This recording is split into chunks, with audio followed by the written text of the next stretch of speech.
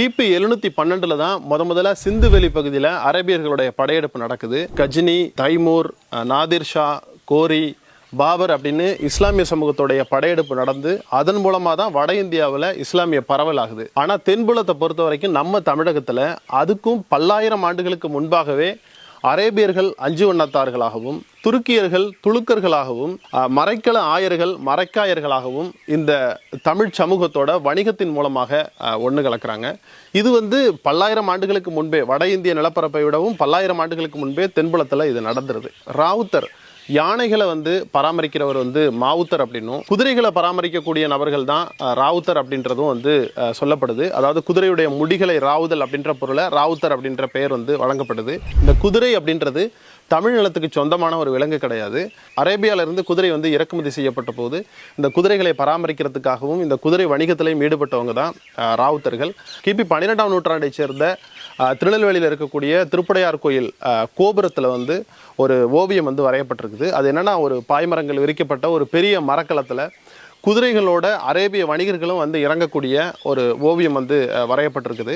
இந்த இறக்குமதி செய்யப்பட்ட குதிரைகள் நோய்வாய்ப்பட்டு இறந்ததாலையும் இதுக்கு லாடம் அடிக்கிறது, இதை பராமரிக்கிறது அப்படின்ற ஒரு பணிகளில் நம்ம தமிழ் சமூகத்துக்கு அந்தளவு தெரியலை. அப்படின்றதுனால தான் ராவுத்தர் சமூகமும் இந்த தமிழ் சமூகத்தோட ஒன்று கலக்கிறாங்க. இவங்க சங்க காலத்தில் இருக்கக்கூடிய தமிழர்களுடைய நிலைப்படைகள் 4 ஒரு குதிரைப்படையை நிர்வகிக்கிற அளவுக்கு இவங்க தமிழ் சமூகத்தோட ஒன்று கலக்கிறாங்க.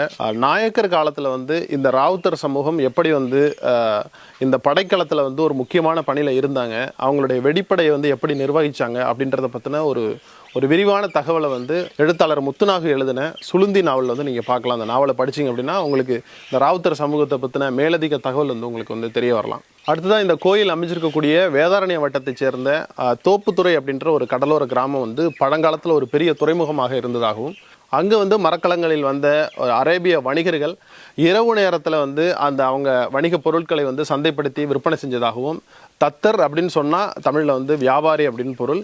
இரவு தத்தர், இரவில் அவங்க வியாபாரம் செஞ்சதுனால, இரவு சந்தையை அவங்க ஏற்படுத்தினால இரவு தத்தர் அப்படின்றது தான் ராவுத்தர் அப்படின்ற மாதிரி மாறினதா அந்த தோப்புத்துறையை சேர்ந்த இஸ்லாமிய பெரியவர்கள் தொகுத்த தோப்புத்துறை முஸ்லீம் வரலாறு அப்படின்ற ஒரு புத்தகத்தின் மூலமாக நமக்கு தெரிய வருது. இந்த புத்தகத்தோட பிரதி நம்மள்ட்ட இப்போ இல்லை. இந்த காணொலியை பார்த்துட்டு இருக்கக்கூடிய இஸ்லாமிய நண்பர்கள், வரலாற்று ஆர்வலர்கள் யார்கிட்டையாவது தோப்புத்துறை முஸ்லீம் வரலாறு புத்தகம் உங்கள்கிட்ட இருந்துச்சு அப்படின்னா கண்டிப்பாக இந்த காணொலியோட பின்னூட்டத்தில் தெரியப்படுத்துங்க. முதல்ல முஸ்லீம் குதிரை வீரர்கள் தங்குவதற்காக ஒதுக்கப்பட்ட பகுதிகள் தான் பாளையம் அப்படின்னு அழைக்கப்பட்டுச்சு. திருப்பெருந்துறை சிவன் கோயிலோட வளாகத்தில் ஒரு மண்டபம் இருக்குது. அந்த மண்டபத்தில் குதிரையை பிடிச்சிருக்க மாதிரியான ஒரு வீரனுடைய சிலை வடிக்கப்பட்டிருக்குது. அந்த சிலைக்கு குதிரை ராவுத்தர் சிலை அப்படின்னும், அந்த மண்டபத்துக்கே குதிரை ராவுத்தர் மண்டபம் அப்படின்னும் சொல்கிறாங்க.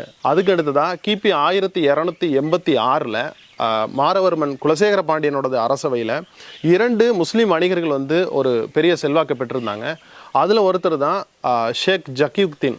இவர் மாரவர்மன் குலசேகர பாண்டியனோட அரசவையில் தலைமை அமைச்சராகவும் முக்கியமாக ஒரு படைத்தளபதியாகவும் இருந்து கருப்பாறு காவலன் அப்படின்ற பேரில் கடலாதிக்க அதிபராகவும் இருந்து ஈழ நாட்டின் மீது போர் தொடுத்து வெற்றியும் பெற்றிருக்காங்க. இதை திரு சுப்பிரமணிய ஐயர் அவரோட புராதன தக்காணம் அப்படின்ற ஒரு நூலில் குறிப்பிடுறாரு. இவருக்கு பிறகு அவரோட மகன் சிராஜுத்தீனும், அதுக்கடுத்ததாக அவருடைய பெயரன் நிஜாமுதீனும் இந்த பாண்டியனோட அரசவையில் இருந்தாங்க அப்படின்றதுக்கான சான்றுகளை கிருஷ்ணய்யர் அவரோட நூல்களில் விவரிக்கிறாரு நமக்கு. இது எதுக்கு அப்படின்னு சொன்னால், வெறுமனே குதிரையை பராமரிக்கக்கூடிய படையில் இருக்கக்கூடிய ஒரு சிறுங்குழுவாக மட்டுமே ராவுத்தர்கள் இல்லை, ஒரு அரசவையிலையும் ஆட்சி அதிகாரத்திலையுமே ஒரு முக்கியமான பங்கில் தமிழ் சமூகத்தோடு அவங்க இருந்தாங்க அப்படின்றது தெரிஞ்சுக்கணும். அப்படின்றதுக்காக தான் இதை நான் சொல்கிறேன். இப்போ நம்ம இறுதியாக நாம் இங்கே நிற்கக்கூடிய ஒரு நாட்டார் தெய்வமான அருள்மிகு காத்தாயி கருப்பாயி உடனுரை ராவுத்தசாமி கோயிலுக்கு நம்ம வந்துடலாம்.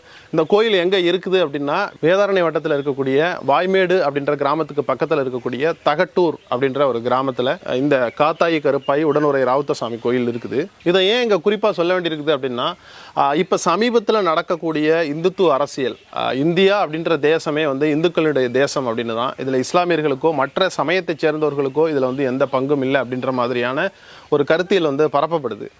அப்படி இருக்கக்குள்ள ராவுத்தர் அப்படின்ற ஒரு இஸ்லாமியரையே தெய்வமாக வணங்கக்கூடிய மக்கள் இந்த பகுதியில் இருக்கிறாங்க அப்படின்றத எல்லாரும் தெரிஞ்சுக்கணும். அப்படின்றதுக்காக தான் இந்த பதிவே நம்ம செய்கிறோம். அதுவும் காத்தாயி கருப்பாயி உடனுரை ராவுத்தர் அப்படின்னா தமிழ் குடியை சேர்ந்த 2 பெண்களை ராவுத்தர் அப்படின்ற இஸ்லாமியர்களுக்கு மணமுடித்து கொடுத்துருக்குறோம்.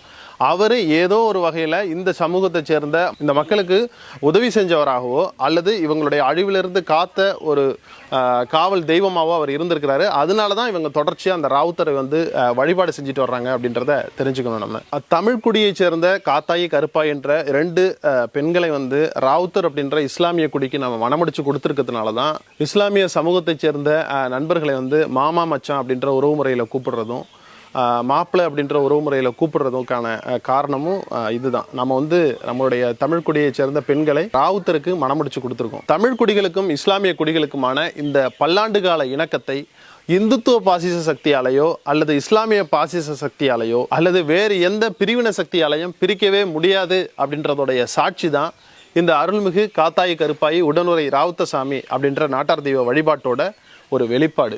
லகரம் ஊடகத்தினுடைய இந்த நாட்டார் தெய்வத்தை பற்றின நம்மளுடைய தேடுதலில் நம்ம தொடர்ச்சியாக அடுத்தடுத்த நாட்டார் தெய்வங்களை நோக்கி நம்ம பயணிப்போம். மண்ணுக்காகவும் மக்களுக்காகவும் லகரம் ஊடகம். நன்றி.